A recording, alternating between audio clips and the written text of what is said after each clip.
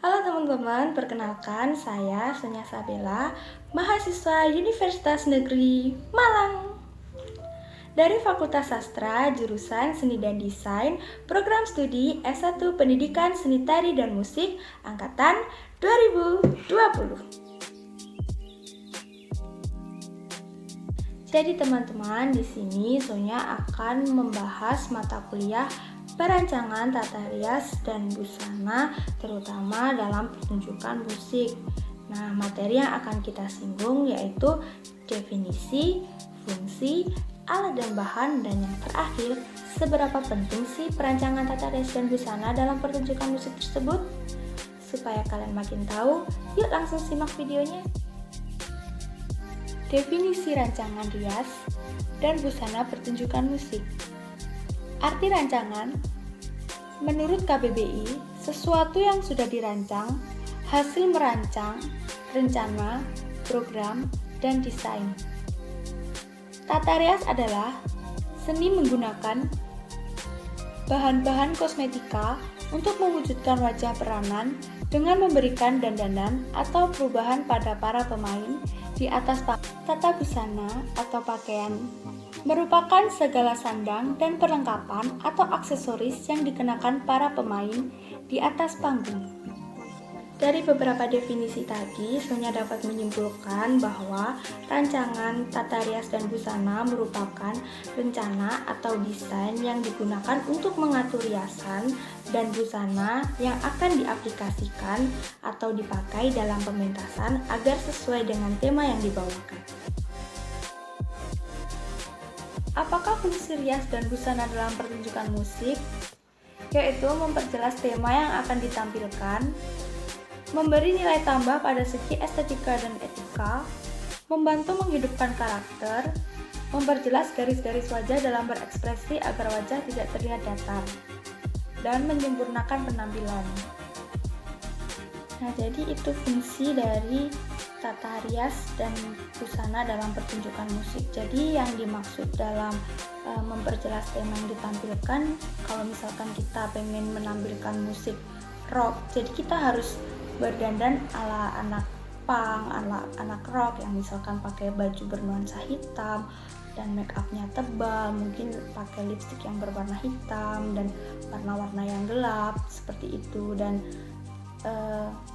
memperjelas garis-garis wajah. Dan jadi misalkan kalau kita di panggung kan kita kena lampu, kalau misalkan kalau kita nggak bermake up itu kita jadi kelihatan datar. Kalau dari jauh, dari penonton itu nggak tahu kita lagi senyum atau kita lagi sedih saat kita mengekspresikan itu, jadi kita tidak terlihat sangat menjiwai karena kita terlihat datar. Dan kalau kita nggak pakai make up dan baju yang sesuai dengan tema, pasti penonton juga akan kebingungan ini musiknya temanya apa, dan para penonton juga nggak akan tertarik untuk melihat kita.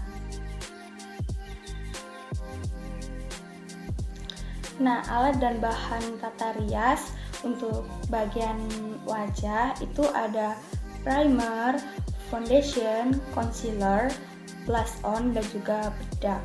Untuk bedak itu ada bedak tabur dan juga bedak padat. Nah, dan untuk area mata dan sekitarnya itu ada eyeshadow, eyeliner, maskara, dan juga pensil alis. Dan untuk mulut itu tentunya kalian pasti tahu itu lipstick. Dan untuk alat itu ada brush set, puff, dan beauty blend, dan juga cermin.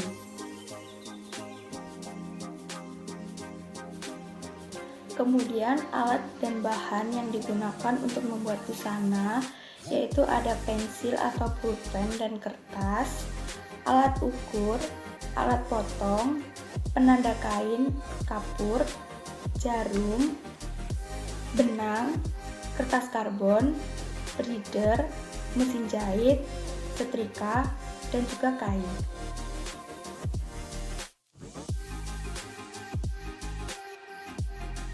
Kemudian materi yang terakhir, yang keempat, tentang seberapa penting tata rias dan busana dalam pertunjukan musik. Jawabannya sangat penting, karena dengan adanya tata rias dan busana yang tepat dapat mendukung tema dan penggambaran karakter seseorang yang akan tampil agar lebih menjiwai dan dapat menarik perhatian penonton untuk menikmati musik, serta dapat menghidupkan musik. Dan dengan adanya tata rias dan busana yang sesuai tema akan membantu penonton untuk lebih mudah mengetahui karakter yang ingin diciptakan oleh seseorang yang akan tampil tersebut.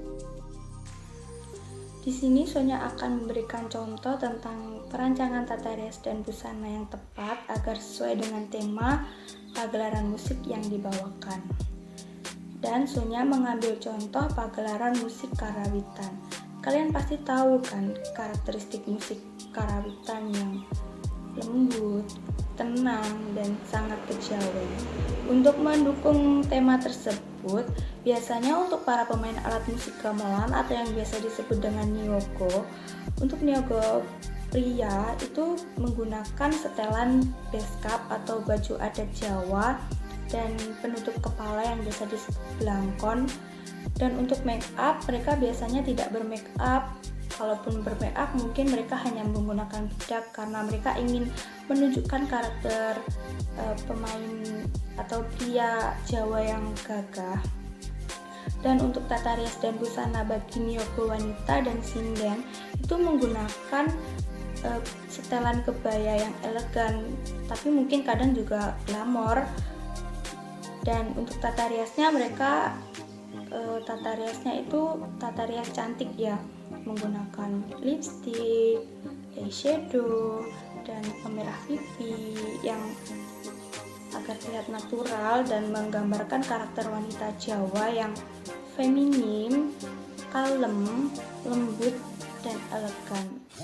Nah, tidak mungkin kan kalau misalkan kita menggelar acara seperti itu, namun para pemainnya menggunakan baju yang ala-ala anak punk atau anak rock, kan itu tidak menggambarkan musik karawitan yang kejawen tadi, dan tidak ada unsur musik yang lemah lembut.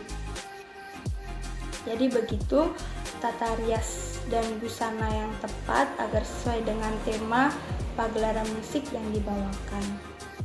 Nah, teman-teman jadi tahu kan tentang apa sih perancangan tata rias dan busana dan bagaimana cara merancang tata rias dan busana yang tepat agar sesuai dengan tema yang akan dibawakan dalam pagelaran musik.